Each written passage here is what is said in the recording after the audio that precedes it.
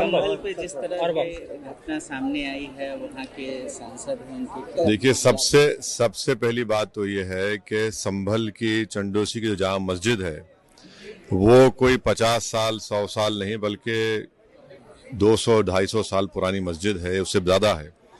वहां पर कोर्ट की तरफ से बगैर मस्जिद के जिम्मेदारों को कमेटी को सुने उन्होंने एक एक्स पार्टी ऑर्डर पास कर दिया, वो गलत है।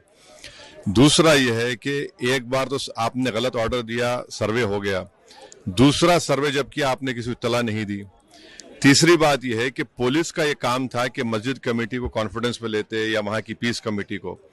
चौथी बात यह है कि जो सर्वे करने लोग आ रहे हैं वो प्रोवोकेटिव स्लोगन्स लगा कर आ रहे हैं, वो वीडियो उसका है, पब्लिक डोमेन में है।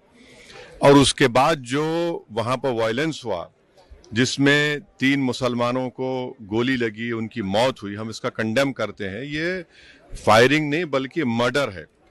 और जब से बाबरी मस्जिद राम मंदिर का जजमेंट आया, जिस बात को मैं पर्टिकुलरली कह रहा हूं कि उस जजमेंट के बाद ये सब चीजें खुलेंगी और एक के बाद एक खुल रही हैं। एएसआई प्रोटेक्टेड मॉन्यूमेंट सब बातें कर रहे हैं, क्या एएसआई के कानून में नहीं है कि आप उसका रिलीजियस नेचर चेंज नहीं, कैरेक्टर चेंज नहीं कर सकते? किस बुनियाद पे कर रहे हैं ये?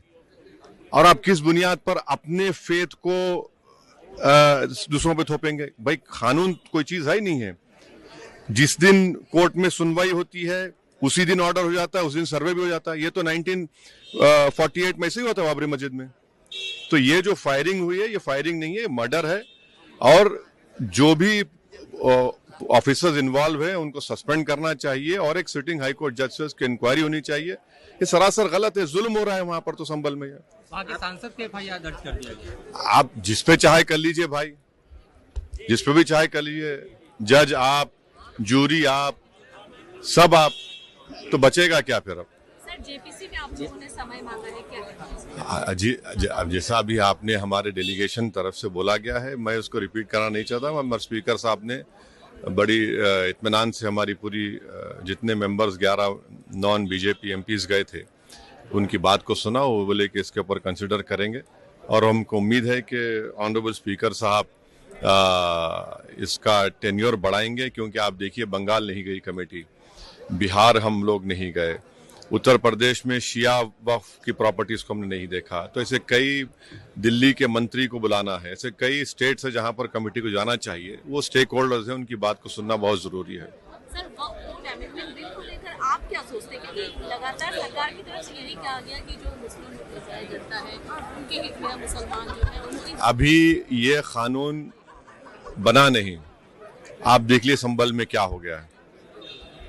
अभी ये कानून बना नहीं है। आप देख रहे हैं कि हर जगह पे बोल दिया जा रहा है कि नहीं, ये यहाँ पर 500 साल पहले मस्जिद नहीं थी। इस बिल में ये बिल आर्टिकल 26 का वायलेट करता है। ये संविधान के फंडामेंटल राइट का 26 का ग्रेव वायलेशन है। ये बिल कलेक्टर को इतने पावर्स दे रहा है कि कलेक्टर तय करेगा कि कौन सी वक्फ प्रॉपर्टी है नहीं है। ये कैसे होगा? कलेक्टर कैसा जज होगा अपने ही केस में? तीसरा, आप किस बुनियाद पर इस बिल में आप नॉन मुस्लिम को मेंबर बना रहे हैं? जितने धर्म की बुनियाद पर, चाहे वो हिंदू धर्म के एंडोमेंट बोर्ड्स हो, चाहे दिल्ली का एसजीपीसी हो या उसका एक्ट हो, या क्रिश्चियंस के जो भी उनके धर्म के संस्थाएं हैं, वहां पर तो कोई उसी धर्म का आदमी मेंबर बनता है।